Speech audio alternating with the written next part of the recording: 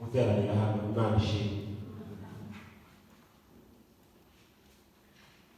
Turashimira ubuyobozi bw'itorero ndetse hamwe na data Kiriki n'abo twazanye kuba barateguye iyi gahunda. Imana ibahumurije. Tutarasoma ijambo ry'Imana, ndagira ngo maze mbibwire. Nitwa Gatungo Sebineza, ntuye i Nyamata, niho mu rugo. Afite umurimo w'Imana akorera muri itorero ryitwa Itorero ry'Intumwa. Ibindi urabona ko maze gusaza nyine umuntu. Amen. Ndashima Imana kuba nageze hano. Sinzi niba ari bwo bwa mbere. Ikindi gihe nigeze kuza muri Methodiste, niba hano aba Methodiste singahe sinzi. Ngoma ndashima Imana kandi ko nahasanze abantu tuziranye, twiganye, twabanye. Hariho data Byishimo twariganye muri Kongo, data amazina yanjye nawe twarabanye karere ka Munisi, twiga no ku kigo kimwe. N'abandi tuziranye mu murimo w'Imana mwese, nishimiye ko dusangiye uyu mwanya w'ijambo ry'Imana. Umuyobozi wa gahunda yambaye umwanya uhagije, sinzi ko mukoresha bose murangize, ariko Imana ibishoboza niko tubigenza. Dusome ijambo ry'Imana. Turasoma mu rwandiko Pawulo yandikiye Abakolosayi igice cya 28. Niwe twamamaza tuburira umuntu wese, tumwigisha ubwenge bwose, kugira ngo tumurikire Imana umuntu wese amaze gutunganirizwa rwose muri Kristo. Niwe twamamaza tuburira umuntu wese, tumwigisha ubwenge bwose, kugira ngo tumurikire Imana umuntu wese amaze gutunganirizwa rwose muri Kristo Yesu. Abatesalonike ba mbere igice cya 5 umurongo wa 18. Mu bibaho byose muhore gushima, kuko aribyo Imana ibashakaho muri Kristo Yesu. Amen. Ijambo Imana yashyize ku mutima ni ijambo rivuga ngo, ni rigufi, rivuga ngo niwe twamamaza. Niwe twamamaza, niwe dushima, niwe dusingiza, niwe turamya, twamamaza, dushima, duhimbaza umwe gusa, ari we Yesu Kristo. Niwe dushima, niwe twamamaza. Pawulo yandikira Abakolosayi, hari abandi bantu bari barababwiye ko bahishuriwe, bafite irindi hishuriro rikomeye bagomba kongeraho kuri Yesu.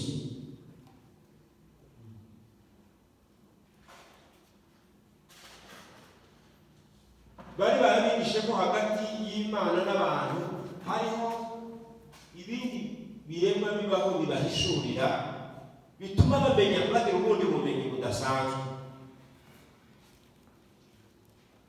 Kandi Pawulo yari yarababwiye Kristo, abandikira babwira ngo Kristo arahagije,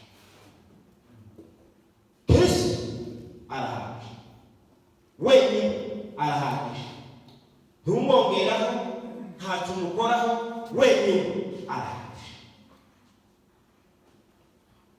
Niyo mpamvu yabandikiye ababwira ibintu bya Kristo bijanye na Kristo bihebuje Kristo afite adahwanye n'abandi. Amen. Haleluya. Ndashaka kubabwira ko kubwira impamvu tugomba kwamamaza Kristo wenyine. Abantu benshi bari korosije ni ukuvuga ngo korosije ni ukuvuga gute?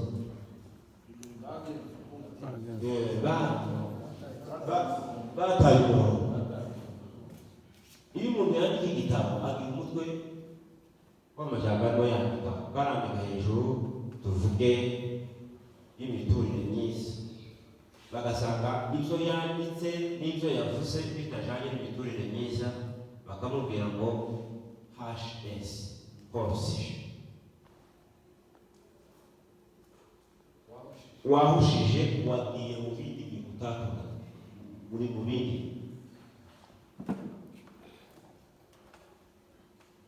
Umuntu wese w'umukristo agomba kwamamaza umwe gusa, Yesu Kristo.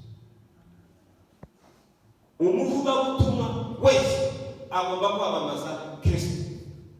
Inyigisho zose, indirimbo zose, ubuhamya bwose bugomba kuzenguruka kuri nde? Kristo. Amen. Amen. Niba uri umwanditsi w'indirimbo, insanganyamatsiko y'indirimbo yawe ni Yesu. Niba uri umuvugabutumwa, insanganyamatsiko y'ubutumwa bwawe ni Kristo. Niba ugiye gushima, ishimwe ryawe rigomba kuvuga ibintu Imana yagukoreye, ariko bikazenguruka kuri nde? Kuri Kristo. Niba ugiye gutanga ubuhamya, ibyo ukora byose bigomba kuzenguruka kuri nde? Kuri Kristo. Utabikoze gutyo, HS wahushije. Amen. Haleluya. Niwe twamamaza, tuburira umuntu wese kugira ngo tumutunganyirize hehe? Muri Kristo. Tuzamumurike imbere y'Imana ashitse Kristo we. Amen. Impamvu ya mbere, kubabwira impamvu zigera kuri zirindwi tugomba kwamamaza Kristo. Bibiliya igira ibitabo 66 byose insanganyamatsiko yayo ni Yesu. Amen. Hari umuntu ufite Bibiliya? Aturebere muri Yohana igice cya 45. Mose yanditse ibitabo bitanu. Ibitabo by'isezerano rya kera byose byavugaga Imana ya Isirayeli, byavugaga Imana imwe ya Isirayeli, kandi iyo Imana ya Isirayeli ni Yesu. Niba utarumvise, niba uzi ko hari Imana na Yesu, amakuru nayo Yesu niwe Mana Mose yanditse, niwe Mana ba Isaya banditse, niwe Mana ba Ezekiel banditse, niwe Mana ba Daniel banditse. Niko Bibiliya ngaho gusomera aho hantu. Murongo wa 45. Filipo abona Nataniyeli aramubwira ati uwo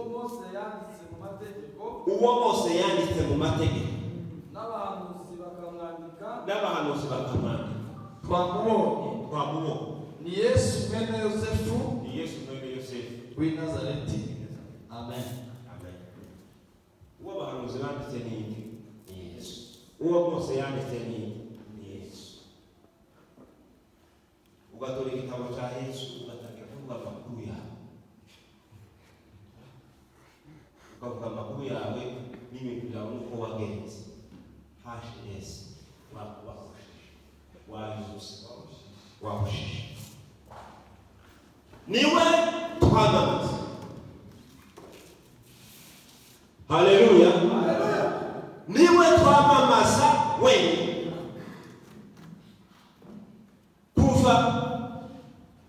kuva mu itangiriro igice cya mbere ukageza mu Zahishura, insanganyamatsiko ya Bibiliya ni Yesu Kristo. Amen. Nimba amashimwe yawe, nimba indirimbo zawe, nimba ibyo ukora byose, no gutarama kwawe, no gusenga kwawe, no kuza guterana bidashingiye kuri Yesu. Yesu niwe center y'ibyo dukora byose nk'abakristo. Niwe kuri, niwe cyicaro, niwe dushingiye. Amen. Amen. Kubera ko abantu badashikamye kuri Kristo, kubera ko abantu batazi ko Kristo ahagije, niyo mpamvu abakristo banone bagira ubwoba. Umuntu gusanga mukanga ati ndakora gukora, nudatanga iyo nka yawe urarimbutse akamatiti. Kubera iki?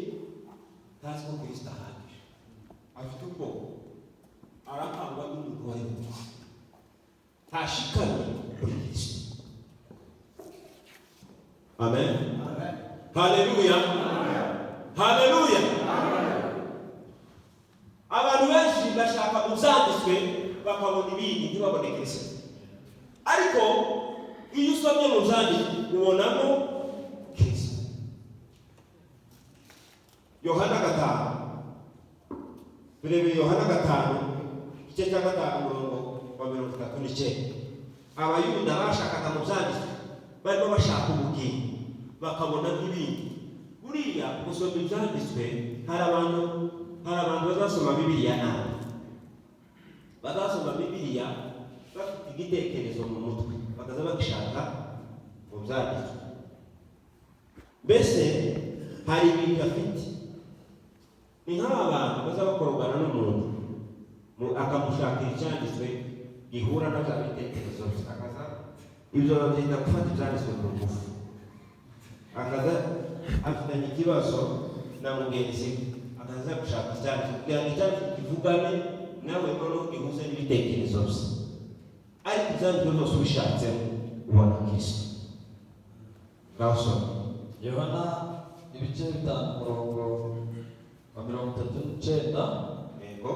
Haranditse mu murondora mu byanditswe, ubwo mwibwira ko muri byo ariko mufite ubugingo buhoraho, yego, kandi ari byo bihamya. Amen. Amen. Buriya isezerano rya kera siko ryitwa ibitabo 36 ntabwo zitwa isezerano rya kera, byitwa ibyanditswe. N'umuntu ejo bundi wabyise isezerano rya kera, ntabwo turabifata, ariko byitwa ibyanditswe. Yesu arababwira ngo mwabayuda muza mushaka muri Bibiliya ya isezerano rya kera, ariko tubyita ubunyine, mushaka n'ubugingo mukangu kandi nije bihamya. Haleluya. Amen. None ibyanditswe ko bihamya Yesu ariwe bivuga, kandi uwo Yesu akaba ari gutanga ubugingo, kuko mutabona Yesu musanzwe. Haleluya. Abantu bafite Bibiliya ariko ntibabonamo Yesu, bakamamaza ibindi.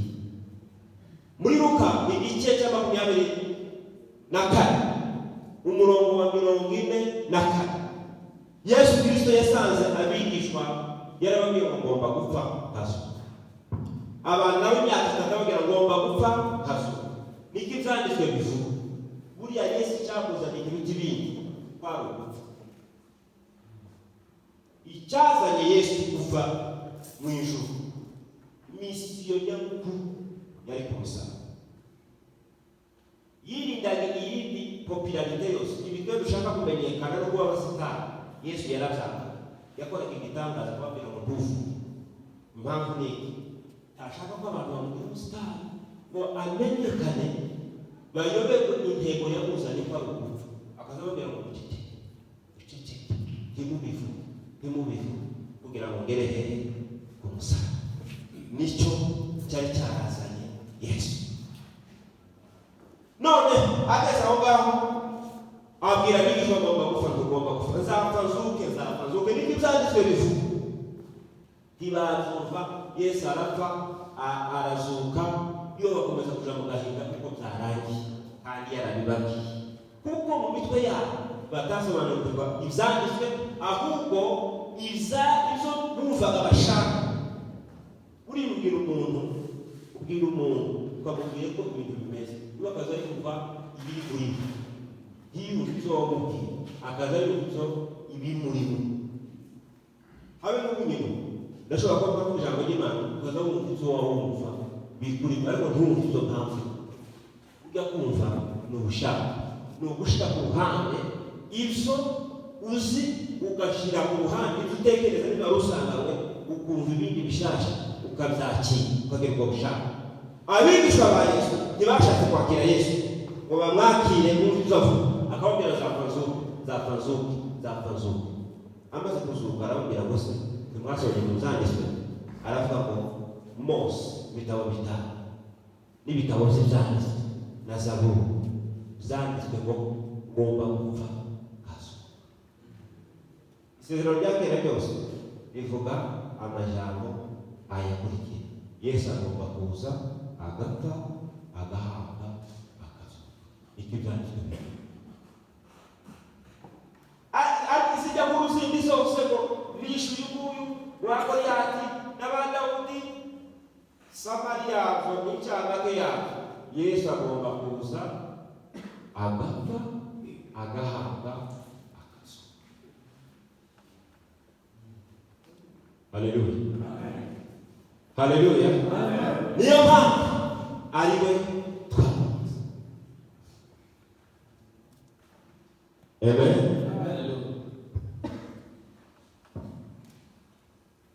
Iyo dusomye mu Yohana igice cya 10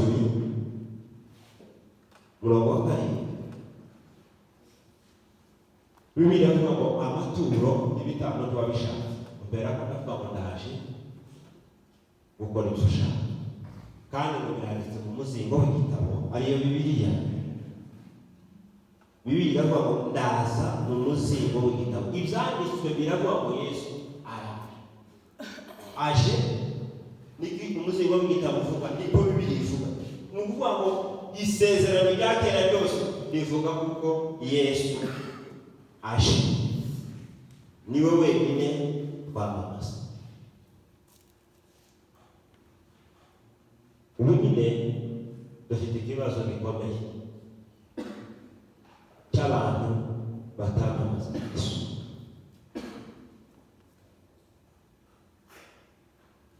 Pawulo yaravuze ngo ntabwo tuza twibwiriza ubwacu,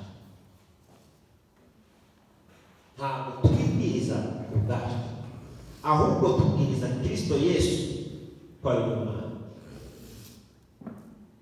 Haleluya. Niwe Mana.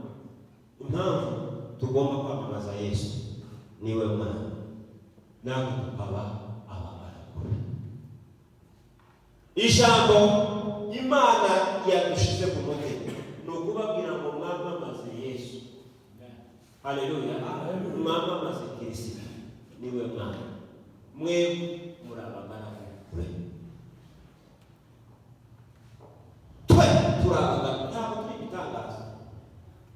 Nubwo bampagaza nta bintu nabyo mpamvu, nta makoroshe yanjye mpamvu, hari ibyo mpamvu gabyajise. Simvuga imirima, simvuga ibindi, nta cy'amashuri, nta n'ibindi, ni Kristo. Iyo ibindi byose ni ibisanzwe, niwe twamamaza. Haleluya. Niwe twamamaza. Nuzagira amahirwe wamamaze Yesu, nuzagira amahirwe yo guhagarara imbere y'abantu wamamaze Yesu, we uri umugaragu. Ubu nyine abantu bakwiye kwivuga, akivuga ku giti cye, akavuga amashuri, akavuga umugore we, akavuga abana, wewe wakoze warapfuye se warashutse tiwapfu amaraso yawe yohumira abantu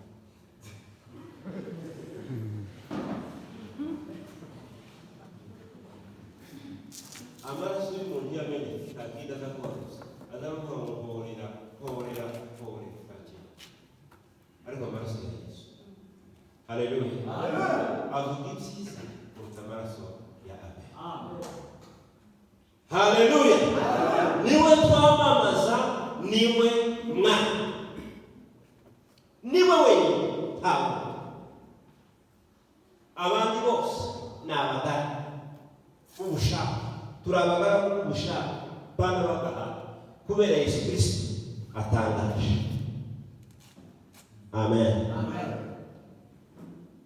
Kristo tugomba kumwamamaza kuko niwe muco Imana yategetse ko umurikira hacuze umwijima hakabona.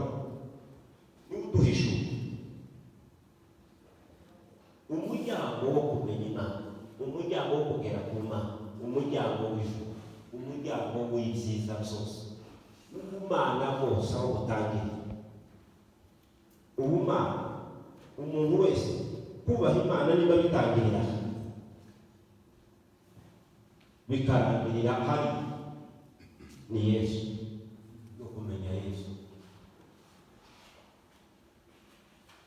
Umuntu niyo yakwiriza imyaka 100 akiyiriza akava agapfa ariko atari muri Yesu, adahereye ku kumenya Yesu, kwiyiriza kwiwe no kwiyaho.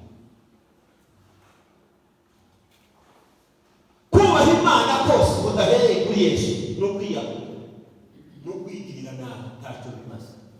Ubwira ubumana bwiza gute burakomeye.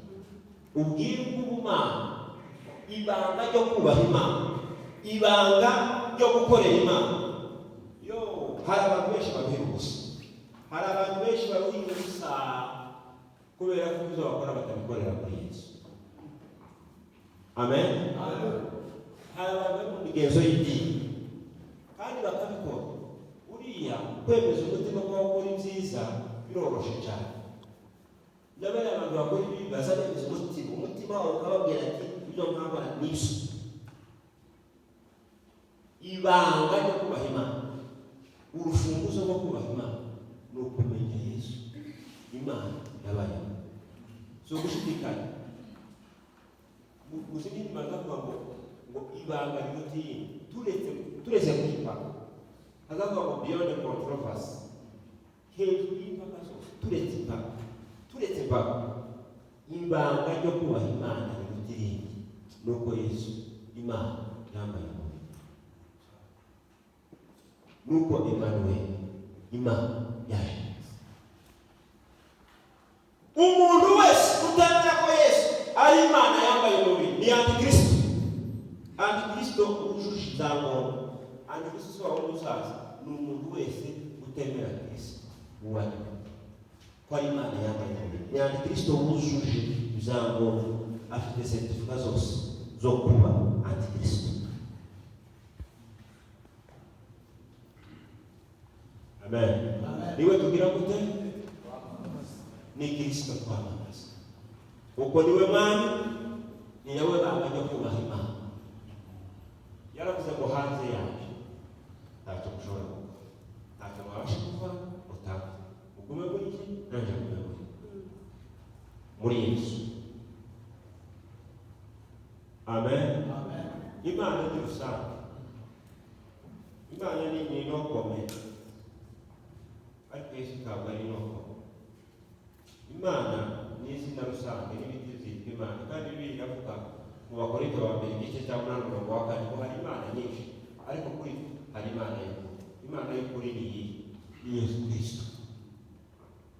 Yohana wa mbere igice cya 5:20 aravuga ngo tuzi ko Yesu yaje kugira ngo Yesu yaraje kugira ngo tumenye Imana y'ukuri, aduhe ubwenge, kandi ngo turimo Imana y'ukuri kuko turi muri Yesu Kristo, kandi ngo Yesu Kristo niwe Imana y'ukuri n'ubugingo. Haleluya. Niwe twamamaza.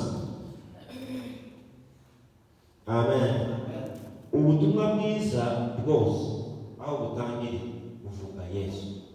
Uzavuga ngo ugiye kuvuga ubutumwa bwiza uvuge Yesu. Uzakumenye ko wavuga ubutumwa bubi. Uzaba uvuga ubutumwa bwawe cyangwa se ubutumwa bw'igihugu bw'ibindi bintu, ariko ubutumwa bwiza. Ubutumwa bwiza ni Yesu. Amen. Haleluya. Mu Baroma igice cya mbere umurongo wa 2 haravuga ngo ubutumwa bwiza ubw'intumwa zasezeranije buvuga kuri Yesu Kristo umwana w'Imana, werekanywe ko ari umwana w'Imana kubwo kuzuka. Haleluya. Twese twahagurukiye kuvuga ubutumwa bwiza. Za ministeri zose, amatorero yose, intego ya mbere ni ukuvuga ubutumwa bwiza. Ariko twamamaza ni Yesu, ni gahunda zacu, ni porogaramu zacu, ni ibitekerezo zacu, n'ibyo dushaka kuvuga cyangwa ni Yesu. Yesu Kristo niwe twamamaza. Amen. Mbabwira ijambo ryatumye Pawulo avuga ngo Yesu Kristo niwe twamamaza wenyine, tuburira umuntu wese. Uhereye ku murongo wa 15 yaravuze ngo Yesu Kristo niwe shusho y'Imana itabona. Kuva Imana yabaho nta muntu wigeze kuyibona, kugeza iteka ryose ntawe uzayibona.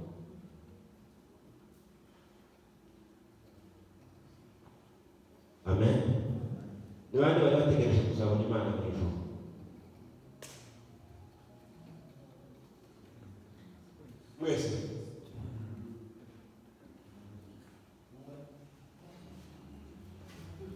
Mwese mwari mutegereje kuzayibona Imana itiboneka.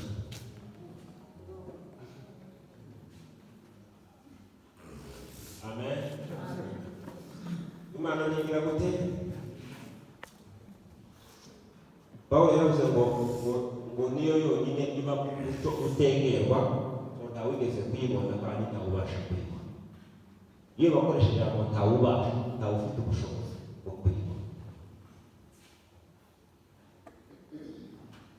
Uhereye ngo kera kose ntawigeze kubona Imana, uretse umwana wayo uri mu gituza cyayo niwe wayimenyekanishije. Nta muntu wigeze kuyibona muri pasi, ntawe urayibona kugeza uyu munsi, nta n'uzayibona iteka ryose. Niko Bibiliya ivuga. Ishusho yayo ni Yesu. Haleluya. Kamere y'Imana yuzuye. Kamere, the nature, Imana yuzuye n'ubwiza bwayo bwose yagaragariye muri Yesu Kristo. Umunsi umwe abigishwa babwiye Yesu baramubwira ati twereke Imana irabihagije, twereke data irabihagije. Arababwira ngo mbonye finish. Imana tigira itangirira, tigira naho igaruka. Kubonye wewe kubonye n'umunyi mbonye utangira naho garuka. Imana nayo uyibonye ukabona itangira aba ari Imana yafekeyigwamana. Imana mutekereza ko yicaye ku ntebe ahantu ukagira iburyo n'ibumoso, ni ikigirwamana. Kristo Imana y'ukuri. Imana dusenga itaboneka ntigira iburyo, ntigira n'ibumoso, ntigira itangiriro, ntigira n'iherezo. Nahungiraho Imana umwuka wawe. Naje kuzimu, naje mu kirere, ishusho yawe ni Yesu. Niyo mpamvu tugomba kwamamaza Yesu.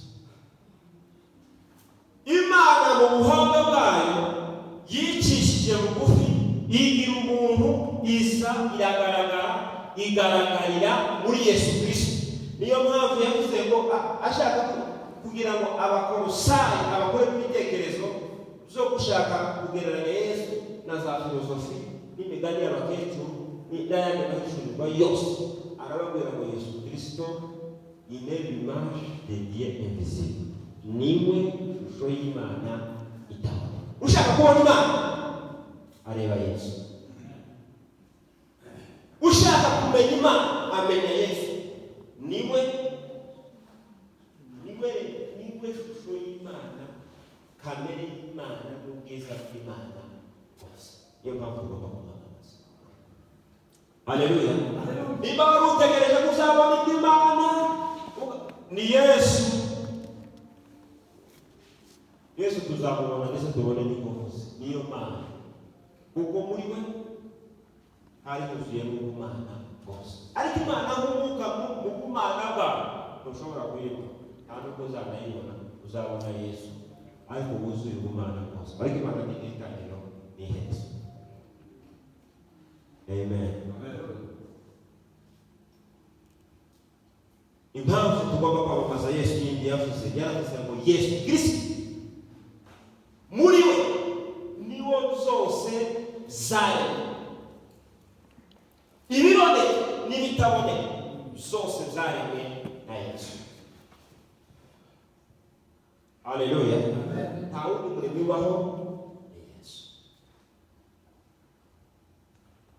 Ibintu byose ibigaragara, abamarayika n'ibindi byose tutazi zaremwe nande na Yesu Kristo. Arongera aravuga ngo niwe mutwe w'itorero, niwe mfura, niwe wacunguye. Yesu arahebuje. Nta wundi uhwanye nawe, nta wundi twamugereranya. Niwe wakoze ibikomeye biruta ibindi bintu byose. Hari mu bibiri Yesu arusha abandi bantu bose, bituma tugomba kumwamamaza iteka ryose. Niho ndangirije, ntabwo nasoza iminota bampaye, reka ndekera. Ibintu Yesu bibiri bituma tugomba kumusenga. Ijambo rya mbere, niwe Mana Yesu. Haleluya. Nta yindi Mana uretse Yesu. Icyo ni icyaha. Ubishanye n'Imana rwose, nta kintu yibye, nta kintu yigeze yifuza yari Imana. Bibiri ivuga gutya. Bibiri iravuga ngo uwo nubwo yabanje kugira akamero k'Imana, ntiyatekereje yuko guhana n'Imana ari ikintu cyo kubundi. Yesu Kristo ntabwo yahoze ari umuntu. Mbere kose mu iteka ryose niyo Mana yahoze. Uyu mwana w'uruhinja nyine warahawe dora yamukira rocika umujumbi yabuze umuremyi isi yose niwe yuhindutse muto Uwiteka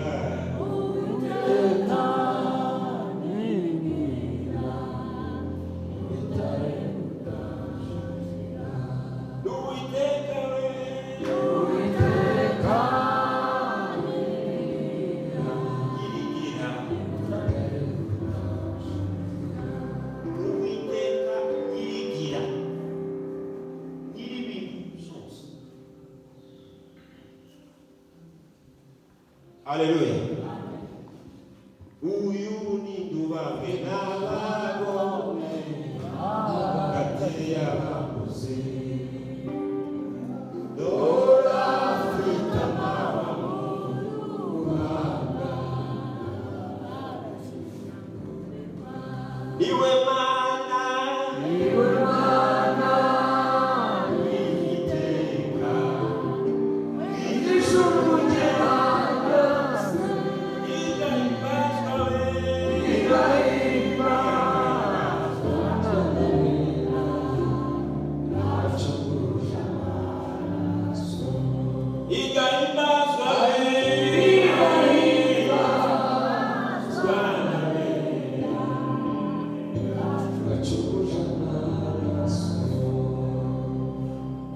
Amen. Hallelujah.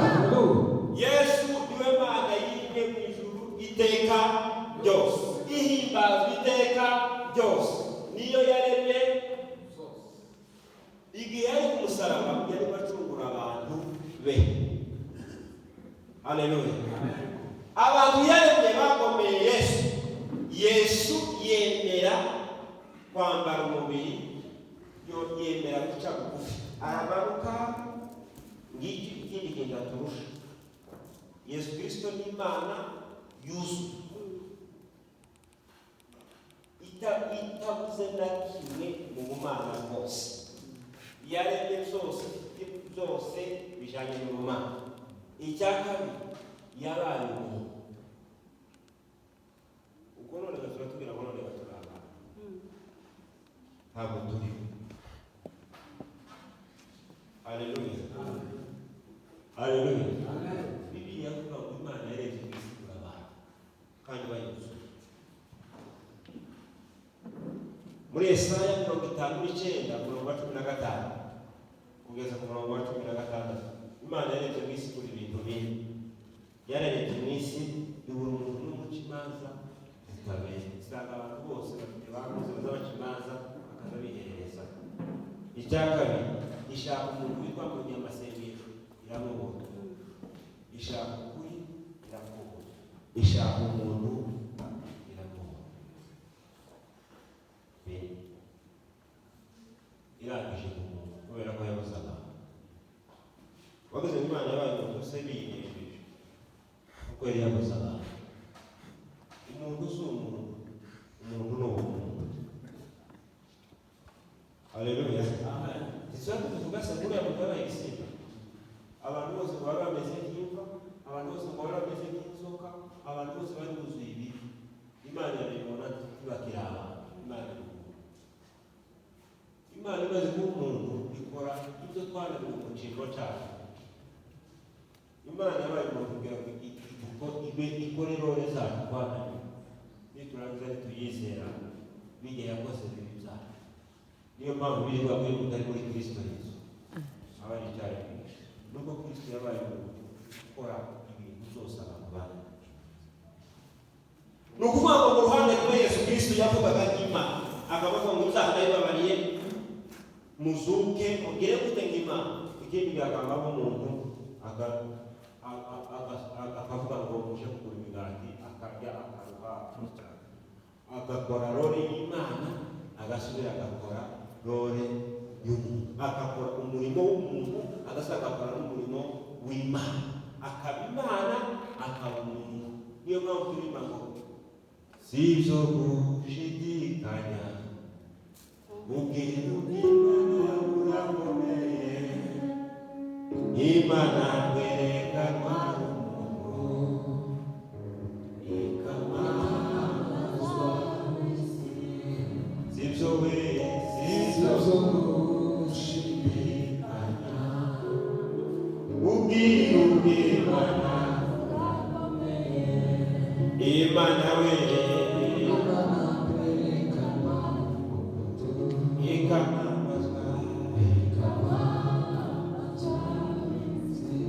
yari Imana yuzuye umuntu. Yamba yemera ku Imana, yemera kuyoborwa n'umwuka kandi ariyo mwuka. Ibonwa n'abamarayika. Uwo munsi bwa mbere abamarayika bayibona. Ufite nka yose abamarayika bari batarabona Imana kandi bayirana. Wese muza mwiyamye mwarayibonye se nabo barayiranye bakayibona. Ibonwa n'abamarayika. Iramamazwa mu isi. Irizewe. Yongera guhabwa ubwiza. Birabaho yatekereje yuko guhana n'Imana ari ikintu cyo kubona. Yisiga. Mu zindi ndimi zivuga ngo irividura. Yisiga ubusa. Yisiga ubusa. Ijana kamere k'umugaragu w'Imana. Y'umuntu iramanuka yemera gupfa. Ari Imana. Imana yemera gupfa. Imana ntiyapfuye yananiwe. Yesu ntiyapfuye yananiwe. Yapfuye yabyemeye. Umuntu abantu batinya urupfu. Nubwo nyine gusa n'undi umuhanga ngo ndafana. Ariko yaje gupfa yabyemeye. Yapfuye yananiwe, si uko bamushoboye, yaravuze ntaje gupfa. Umuntu wari kwanga ko apfa gusa ni Satani. Petero avuga ngo ndupfu, yamubwira ngo nyuma Satani inyuma naje yapfuye abishaka. yemeye nk'umuntu abishaka, yemeye kumanuka hasi aca kugira ngo amucungure. Ariko yuzuye n'ubumana bwose aba umugara mu bantu basuzuguwe mu isi, mu bantu bambaye ishusho mbi mu isi, mu bantu bari babi mu isi, nubwo batamufotoye Yesu.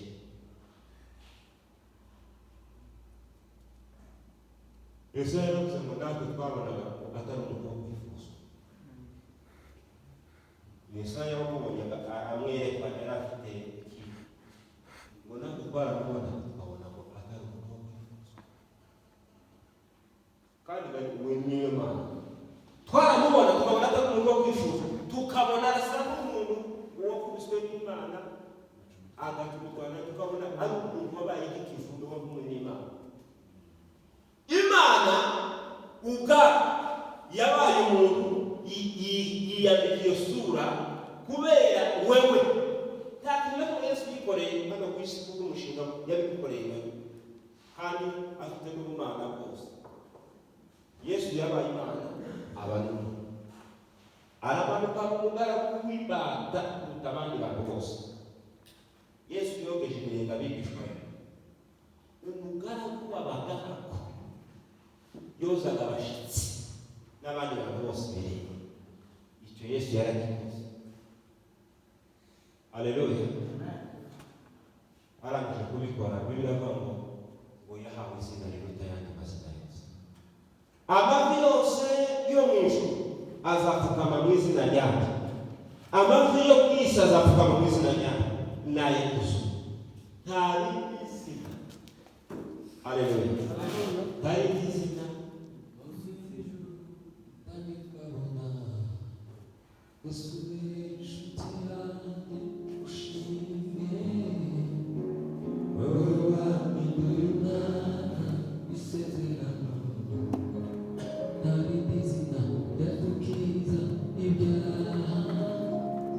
Amen.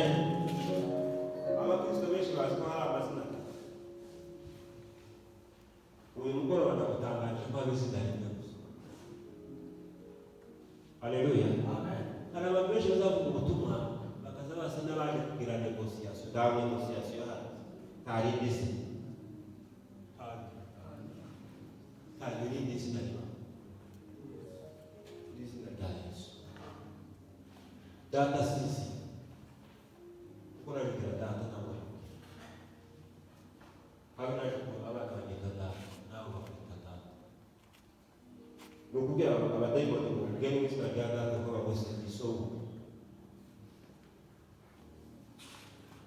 Kwamuze nari. Izina rikuraho imivumo, izina rikuraho ibyaha, izina riduhesha agakiza, izina riduhesha ubugingo, n'izina rya Yesu. Niryo zina riruta ayandi mazina yose. Imana si izina. N'abayisilamu bagira Imana, n'abayehova bagira Imana, ariko kuvaho izina iyo ndirimbo ntiwayiririmba.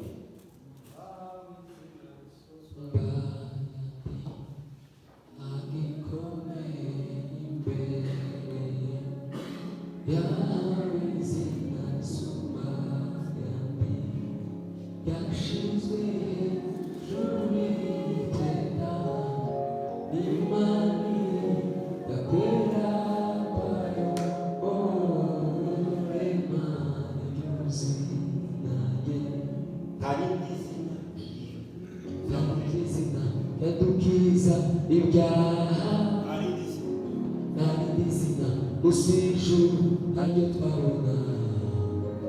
Yesu we nshuti yanjye ushime, wewe wampinduye umwana isezerano. Amen. Amina. Haleluya. Haleluya. Umuzungu umuntu arasezerana ngo tugusenza mu mazina atatu uzamubwira ngo barayivuze. Twahawe izina rye. Nta negosiyasiyo. Amen. Muhindure ka Bibiliya. Mu rwego twahawe amazina atatu. Ingingo. Muyihinde. Haleluya. Haleluya. Bibiliya ni umupanga. Ngiyi muyandike muzakoze n'intumwa kandi cyo kuri 12 uvuge ngo umuntu wese uri munsi y'ijuru yahawe izina rimwe gusa. Muvuge ngo Petero waribeshe, iri izina twahawe turajyongeraho, twahawe izina Data n'Umwuka. Mugende muhinde abandi kindi Bibiliya.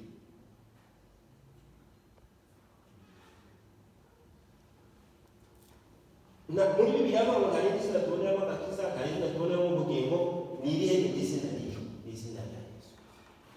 Ibintu bibiri Imana yagize mu isezerano rishya itari ifite mu isezerano rya kera. N'ibindi bibiri kuva mu kera mu isezerano rya kera Imana nta mubiri yari ifite, yari umuntu.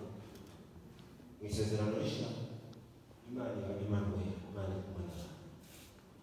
Yari mwisi kandi si niwe wayiremye, ariko abisi ntibakunda. Yari mwisi kandi si niwe wagize gute? Yesu yari Yerusalemu, yari mu misozi ya Mose yari, ariko abisi ntibakunda. Yaje gutse abe ntibakunda, ariko abamwemeye bose, haleluya, bakizera izina rye. Abemeye wa wundi wambaye umubiri bagasaba bakemera n'izina rye. Ibintu bibiri, icya mbere ni umubiri yagize, icya kabiri ni izina rishya rya Yesu. Imana yiswe Yesu iruta andi matitire yose yari ifite mu isezerano rya kera, n'izina rya Yesu. Ni tuzaburirimba ngo aba Yesu bishimira izina rye ryiza, riba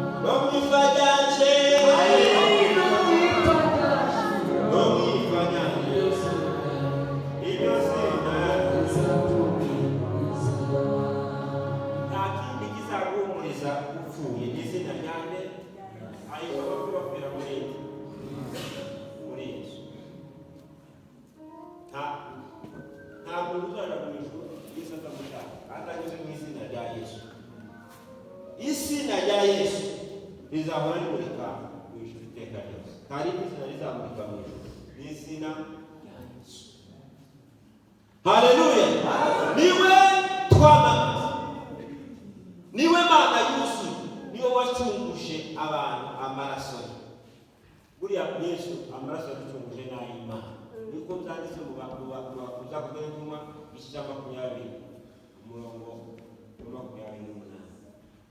Pawulo abwira abakuru b'Itorero umwirinde ubwanyu, murinde n'umukumbi. Umwuka wari yabashiriyeho, uwo mwuka Imana yabahaye wo kurinda itorero, yaguze amaraso yayo, kandi ngo ayo maraso ni ay'Imana. Amen. Imana umwuka itagaragara yaremye umubiri wo kubagwa nayo kugira ngo ikore imirimo yayo hano. Imana ibaheze umugisha kandi Imana ibagirire neza. Mwamamaze Yesu kandi munyurwe na Yesu. Haleluya. Iyo hazoza umuhanuzi usuye hehe, ntakagukange uhagaze kuri nde, kuri Yesu. Nubwo hazaza umufilosofi akaza akavuga ngo narize filosofi, mfite za PhD, narize mfite za doctor, ntakagukange uhagaze muri nde, Yesu. Wewe ushorera imizi muri we, kubaho kwawe kugaragariye muri nde, muri Yesu. Ugendere muri Yesu, ukorere muri Yesu, ube muri Yesu. Yesu arahagije. Imana yose ni Yesu, gukiranuka kose ni Yesu, ijuru ryose ni Yesu. Hirya ya Yesu uba wahushije. Imana iheze.